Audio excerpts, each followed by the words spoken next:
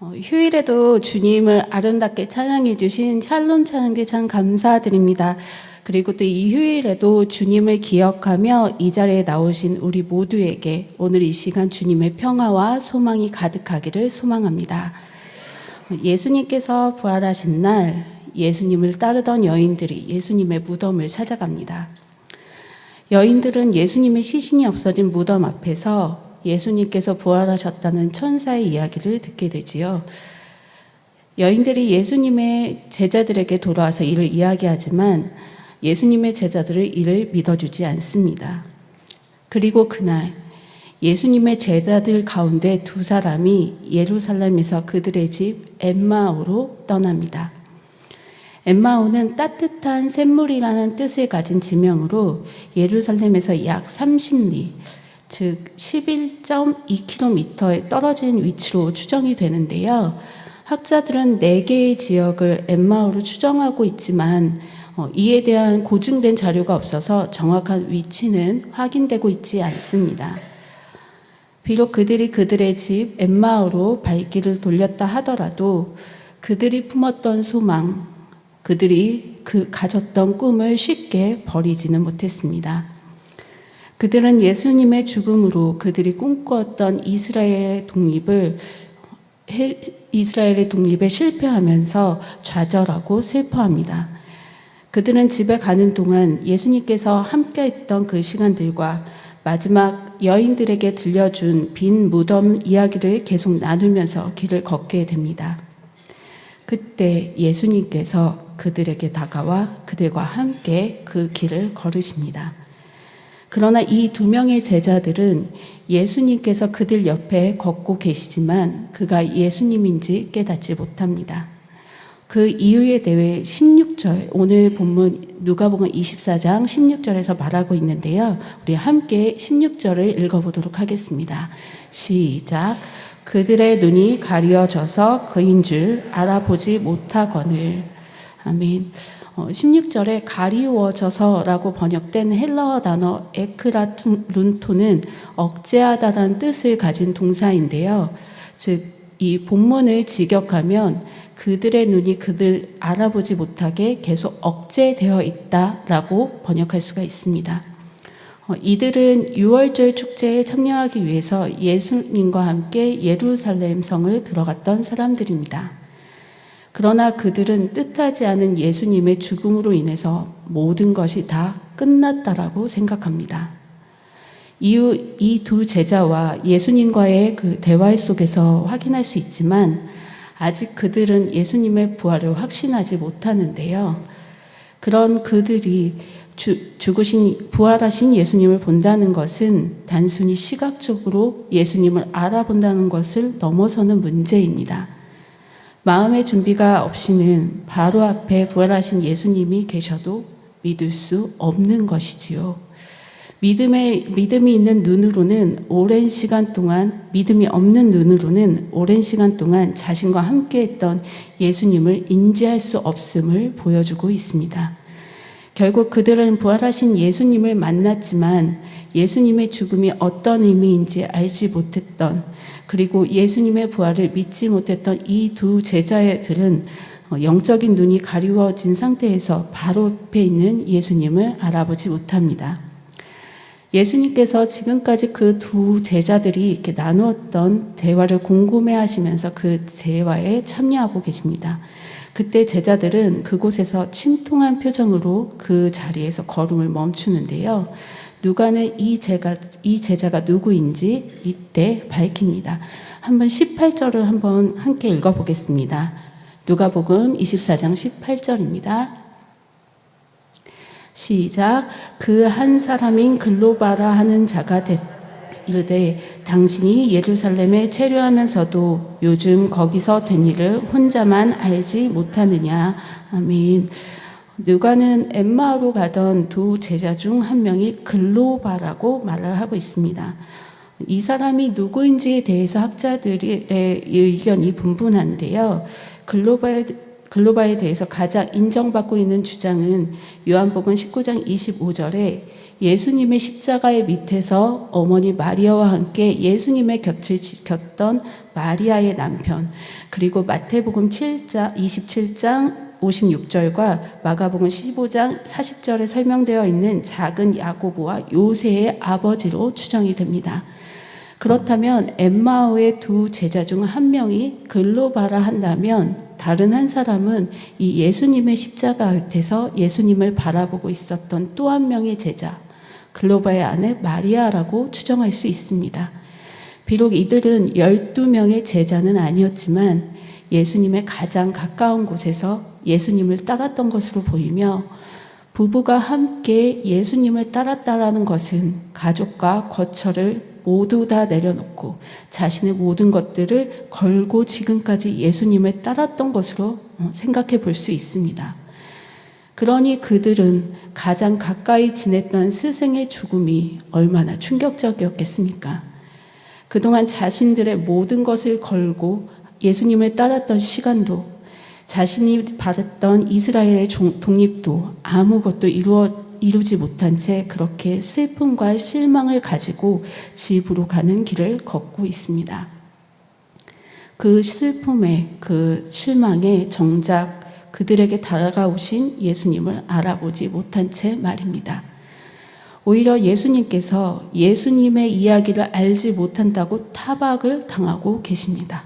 그리고 예루살렘에서 있었던 이야기들을 그들이 꺼내기 시작합니다.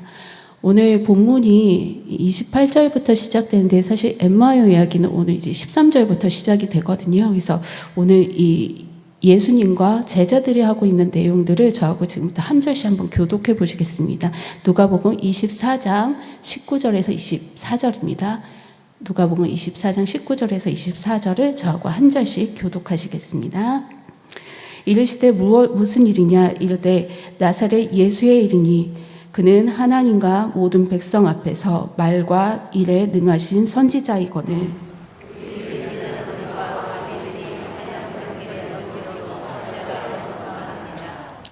우리는 이 사람이 이스라엘을 속량할 자라고 바라노라. 이뿐 아니라 이 일이 일어난 지가 사흘째요.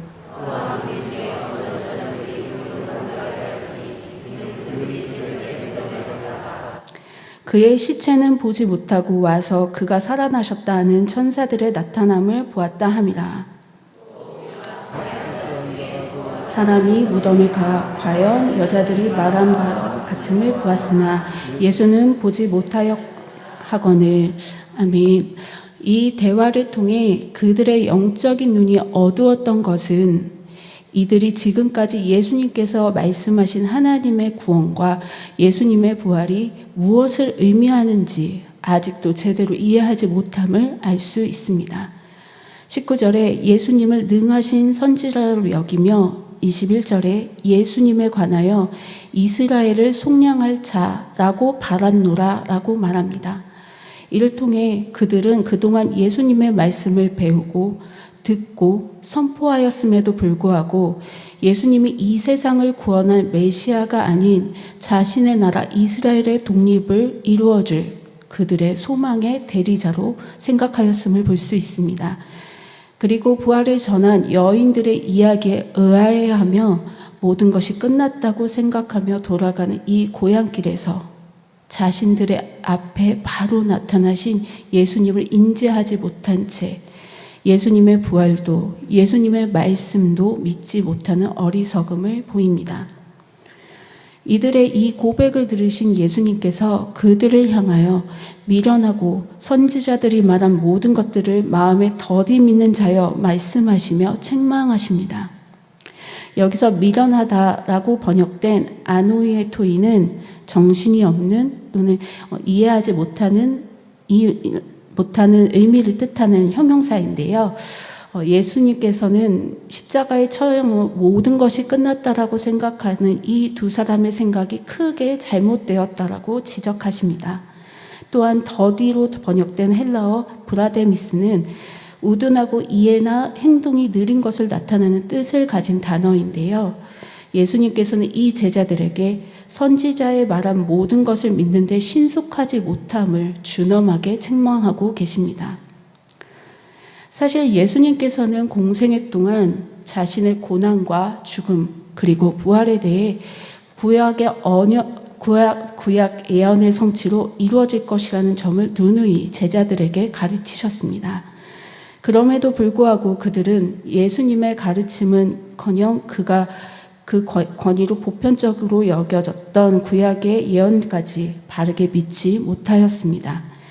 그들은 무엇보다 고난을 통해 이루어지는 예수님의 메시아의 길을 전혀 이해하지 못했습니다. 그리고 그것들을 받아들일 생각조차 없었습니다. 그리스도가 먼저 십자가의 고난을 받은 후 영광에 들어가는 것은 하나님의 계획에 따라 반드시 일어나야 할 순서였고, 그것은 또한 예수님께서 제자들에게 여러 번 예고하시고 말씀하셨던 내용이었습니다.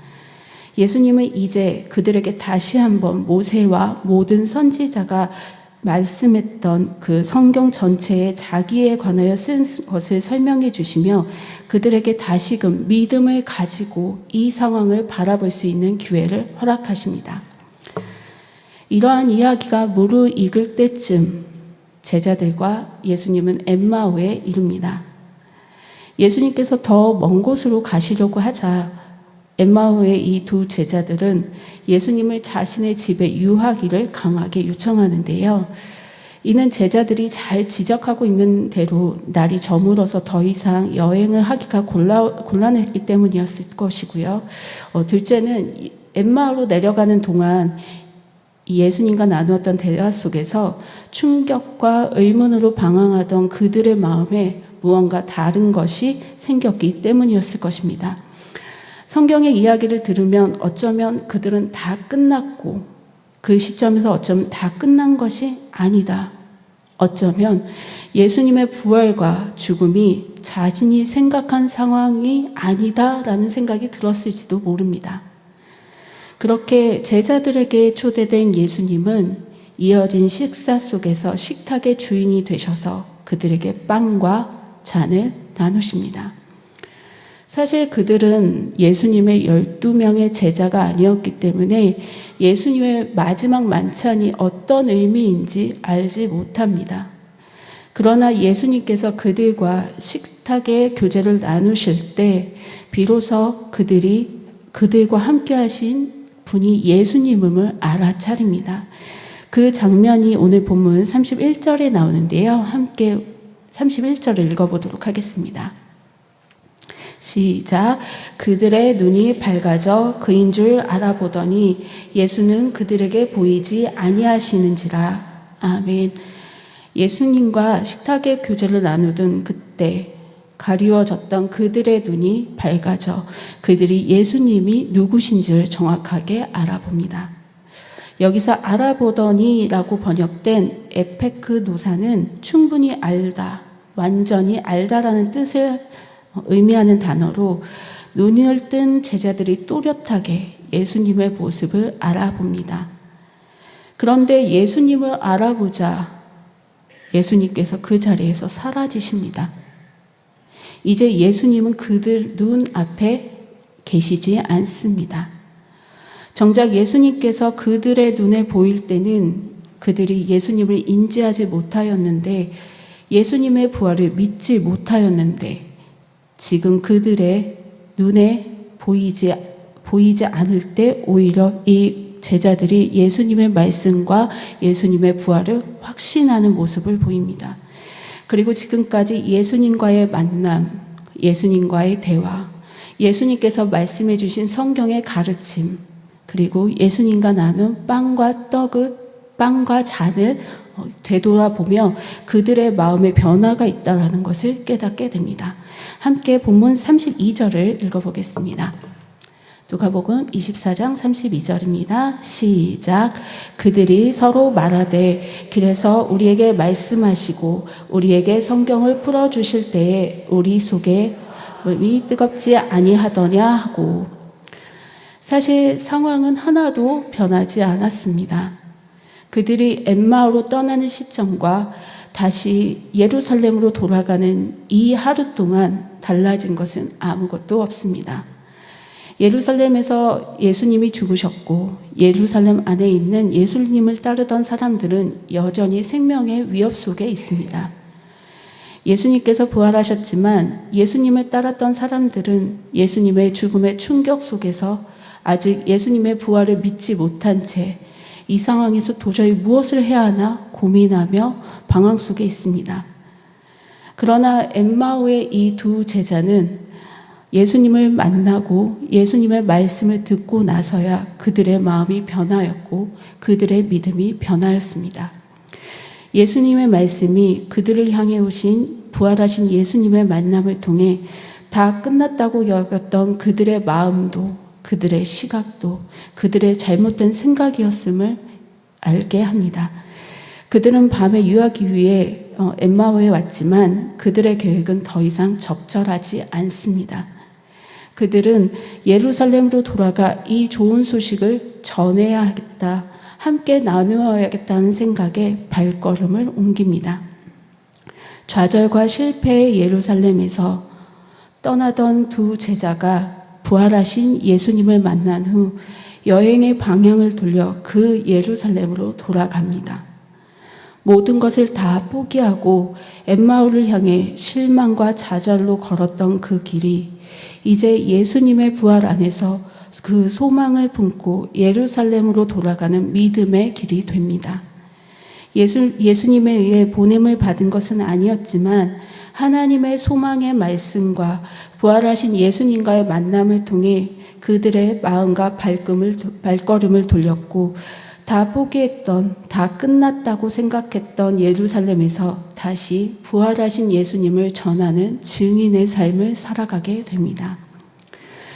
지금 예수 그리스도를 믿는 우리의 삶에도 하나님의 약속된 말씀과 소망이 있습니다. 그러나 우리가 살아가고 있는 현실은 엠마오의 제자들의 바람처럼 늘 우리의 소망대로 이루어지지는 않습니다. 바람이 이루어질 것 같은 상황과 확정되지 않은 미래 앞에서 우리는 불안과 소망을 가지고 살아갑니다. 믿음은 보이는 것을 믿는 것이 아닙니다. 비록 우리의 삶이 녹록치 않고 하나님 뜻대로 살아가 보려고 노력하지만 그대로 되지 않더라도 우리에게 선포된 하나님의 말씀을 믿는 믿음 가운데 보이지 않지만 아직 실현되지 않았지만 우리에게 보여주신 예수 그리스도의 사랑과 십자가의 구원을 통해 그것을 믿는 믿음을 가지고 그것이 이루어질 것이라는 소망을 가지고 살아가는 것, 그것이 믿음입니다. 그래서 히브리서 기자는 믿음은 바라는 것들의 실상이요 보이지 않는 것의 증거라고 말합니다. 결국 믿음은 보여지는 것이 아닌 아직 보이지 않지만 분명 하나님께서 우리에게 약속하신 말씀이 이루어질 것을 기대하며 바라보며 소망을 품고 나아가는 것, 그것이 믿음이라고 말합니다. 엠마오의 제자들은 처음 예수님의 죽음에 대해 그들은 예수님을 십자가에 못 박았습니다. 하지만 우리는 그가 이스라엘을 구원하기 바라였습니다라고 말합니다. 그러나 우리는 예수님을 만나지 않았고 예수님의 죽음과 부활을 보지 못하였지만 우리에게 주신 하나님의 말씀과 예수 그리스도를 믿는 믿음 가운데서 그들은 예수님을 십자가에 못 박았습니다. 그러나 그 덕분에 예수님은 이스라엘 그리고 온 세상을 구원하셨습니다. 라고 고백할 수 있습니다. 그리고 이 믿음을 통해 우리의 삶 속에 많은 위기와 어려움이 있지만 보이지 않는 예수 그리스도의 소망을 가지고 다시금 새롭게 일어날 수 있습니다. 지금 여러분에게 있는 믿음의 위기는 무엇입니까? 여러분의 가정 안에 품고 계시는 소망은 무엇입니까? 이 교회와 나라 속에 있는 소망은 무엇입니까? 오늘 이 시간 하나님의 말씀 앞에서 우리의 아픔과 고통을 내려놓고 지금도 우리와 함께하고 계시는 하나님을 바라보십시오. 우리를 향한 하나님의 소망을 이야기해 주시는 예수님의 말씀에 귀 기울이십시오. 그리고 성령님과 함께 우리를 통해 반드시 이루실 하나님의 말씀, 그 약속을 믿으십시오. 그 믿음을 통하여 아무것도 보이지 않는 이 상황 속에서 영원하신 그의 말씀이 우리를 인도하시고 영원하신 그의 말씀이 우리를 굳건하게 세우실 것입니다. 그리고 모든 것을 포기하고 집으로 돌아간 엠마오의 두 제자를 향해 오셔서 다시 소망의 말씀을 전하시고 그들로 하여금 다시 소망의 길로 걸어가게 하신 예수님께서 지금 우리 곁에 계셔서 우리가 지금 여기에서 소망을 품고 주의 말씀대로 살아가도록 도와주실 것입니다. 설교를 마치면서 짧은 시 하나를 읽고 마치려고 하는데요. 시가 딱 한 문장으로 이루어진 시입니다. 짧게 지나가니까 잘 들어보셨으면 합니다. 제목은 길바닥입니다. 주저앉으면 바닥이지만 일어서면 길이 됩니다. 여러분은 지금 바닥에 주저앉아 계십니까? 아니면 일어서서 예수 그리스도의 소망의 길을 걷고 계십니까? 다 끝났다, 거기서는 어렵다라는 현실 속에서 주저앉는 것이 아니라 지금도 우리와 함께 하시는 예수님과 다시 예수 그리스도의 소망을 품고 일어나 믿음의 길, 믿음의 삶을 살아가시는 저와 여러분 되시기를 간절히 바랍니다.